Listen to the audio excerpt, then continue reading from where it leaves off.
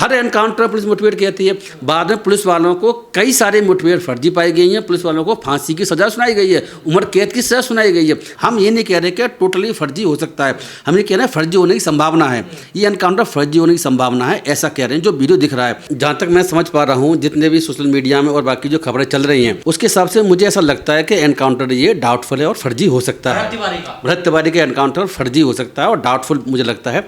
ये बात हम इसीलिए कह रहे हैं कि इस बारे में कोई विवाद नहीं है कि नो डाउट कि वो भरत भूषण तिवारी है, वो 2-3 दिन से हथियार लेके घूम रहा था, उसके बारे में पुलिस को पता था, पुलिस उसकी पकड़ने की कोशिश भी कर रही थी।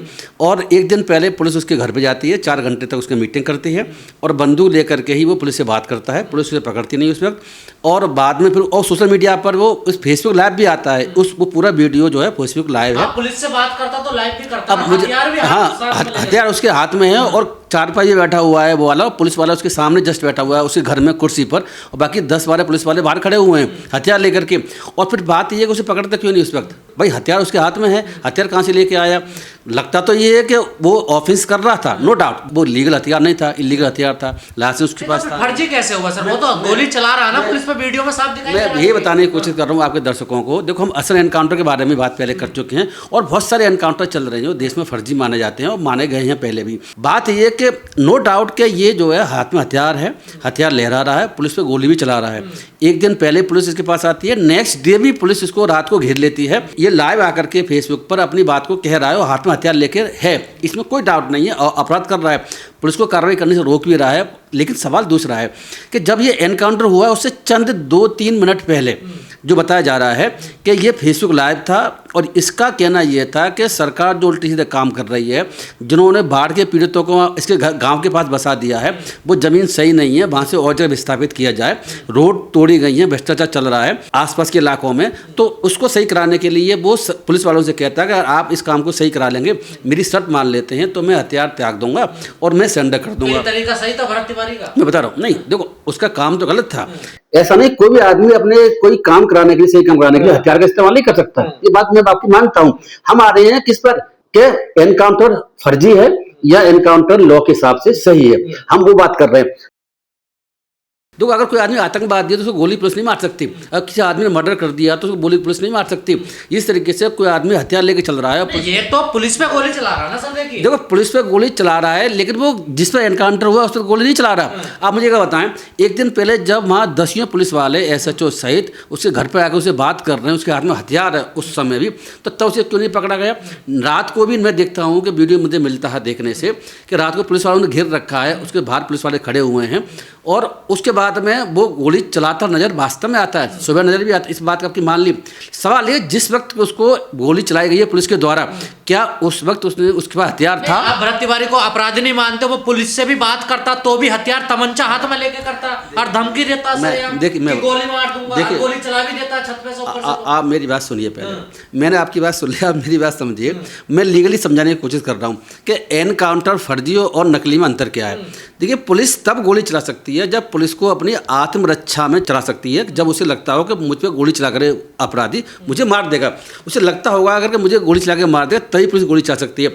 जो हमने बात कही है कि छत से गोली चला रहा है, उस वक्त पुलिस गोली नहीं चला रही है, पुलिस पीछे हट जाती है। ये उसके करीब थोड़ी देर के बाद की घटना है और दूसरी जगह की घटना है। वो तो घर से गोली चला रहा है, लेकिन नीचे आने के बाद में जब वो गया है, पिस्टल हाथ में है और उधर 3 गाड़ियों में पुलिस वाले, बहुत सारे पुलिस वाले खड़े हुए हैं और मुश्किल 200-300 मीटर की दूरी पर खेत में खड़ा हुआ है, रोड है वहाँ पर, तो वहाँ पर ही वो कह रहा है कि मेरी शर्त मान लेंगे तो मैं हथियार त्याग दूंगा और मैं सरेंडर कर दूंगा।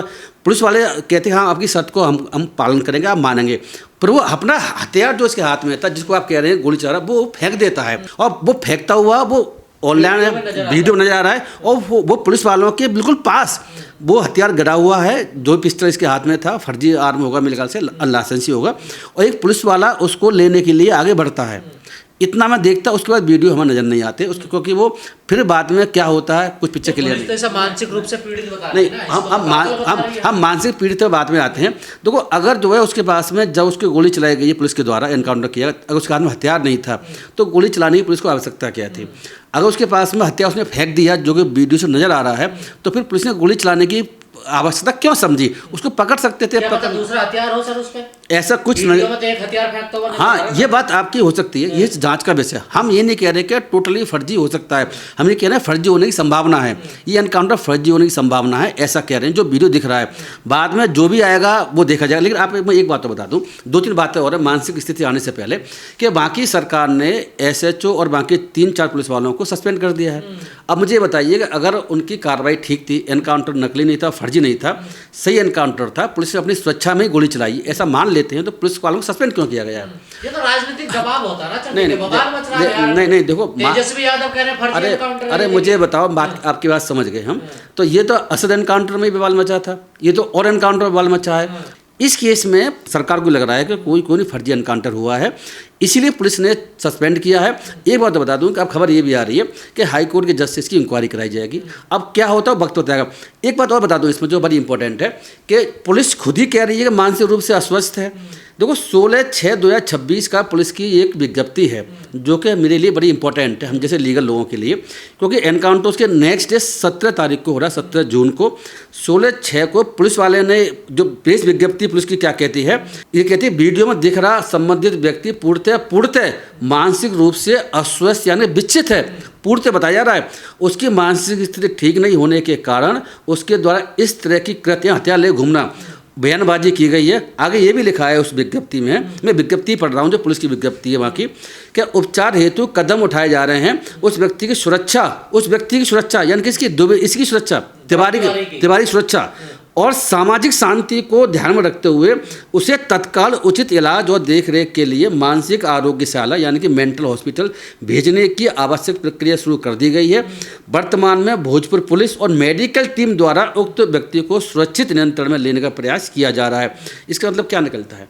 इसका मतलब ये निकलता है कि एक दिन पहले पुलिस को हर तरीके से उससे बात करके, जैसे बताया घर पे आई थी पुलिस, बाकी और रिकॉर्डों को देख करके पुलिस को ये पता चल गया कि ये आदमी मानसिक रूप से अस्वस्थ है। मैं बता दूं कि जब मानसिक रूप से अस्वस्थ होता है वो कोई अगर कोई कांड करता है जो अपराधी कैटेगरी में आता है तो अपराध नहीं माना था, ये भी समझने की बात है। तो मानसिक रूप से देखो, हाँ, पता ही नहीं गलत सही क्या। हमारे पुराना जो IPC था उसकी धारा 84 है, जो ये कहती है कि अगर मानसिक रूप से विक्षिप्त कोई व्यक्ति है और वो कोई ऐसा काम करता है जो अपराधी कैटेगरी में आता है तो वो अपराध नहीं माना जाएगा, क्योंकि उसने वो काम जो है बिना सोचे समझे कि अपराध है कि नहीं है, बिना मानसिक स्थिति खराब होने की वजह से किया है, इसीलिए वो अपराधी कैटेगरी में नहीं आता। मर्डर कर देता तो वो भी अपराध नहीं होता। आप कह रहे हैं मानसिक रूप से पीड़ित है, ये अपराध नहीं किया है, ये हिंदू राष्ट्र बनाने की मांग करता है सर। ये योगी के एनकाउंटर की सराहना करता है, उसका समर्थन करता है। अब देखिए, धीरेन्द्र शास्त्री का अपना गुरु मानता है। देखिए ऐसा है, अभी तो हम मानसिक अस्वस्थता पर चल रहे हैं कि मानसिक अस्वस्थ व्यक्ति है, जो कि कौन कह रहा है? मैं नहीं कह रहा, आपने कहा, मैंने कहा ये पुलिस कह रही है।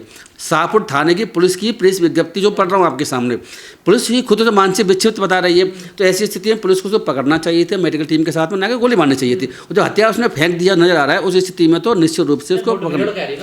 पुलिस वाले हमेशा मुठभेड़ ही कहते हैं, हर एनकाउंटर पुलिस मुठभेड़ कहती है। बाद में पुलिस वालों को कई सारे मुठभेड़ फर्जी पाई गई हैं, पुलिस वालों को फांसी की सजा सुनाई गई है, उम्र कैद की सजा सुनाई गई है।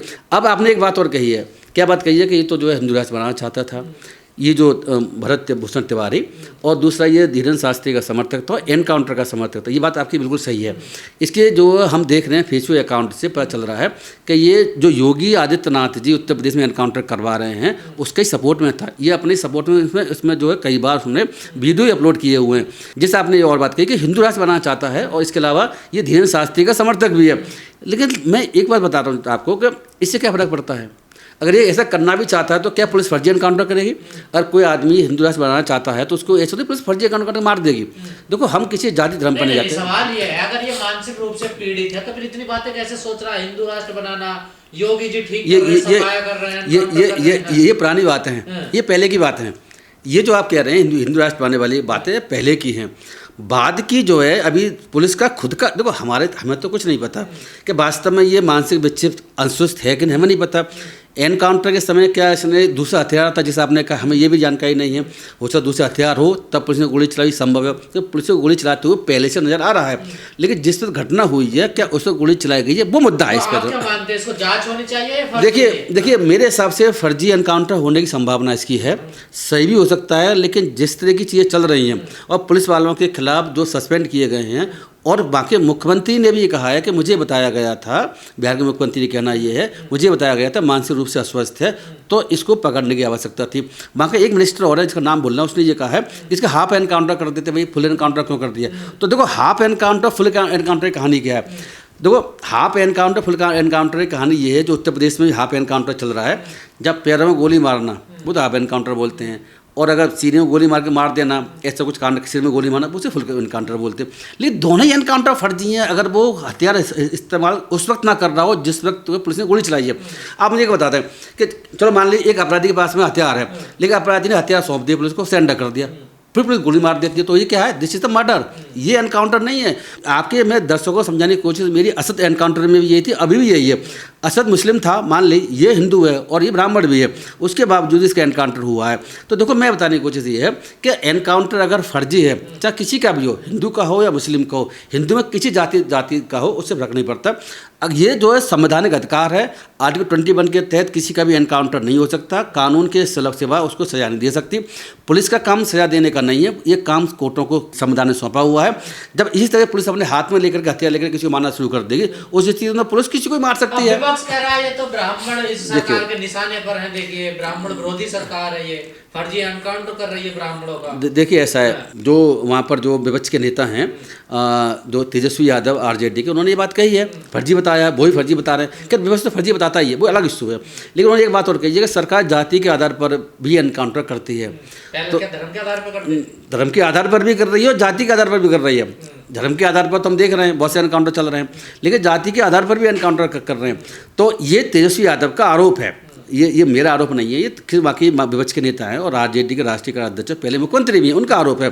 तो देखिए हमारे उत्तर प्रदेश में या बिहार में देख लें कि और भी कहीं देख लें, जहाँ भी एनकाउंटर हो रहे हैं जो कि फर्जी हैं, वो एनकाउंटर की कैटेगरी में नहीं आते। अगर फर्जी हैं तो अगर आत्मरक्षा में पुलिस ने गोली नहीं चलाई तो उस स्थिति में एनकाउंटर फर्जी माने जाते हैं।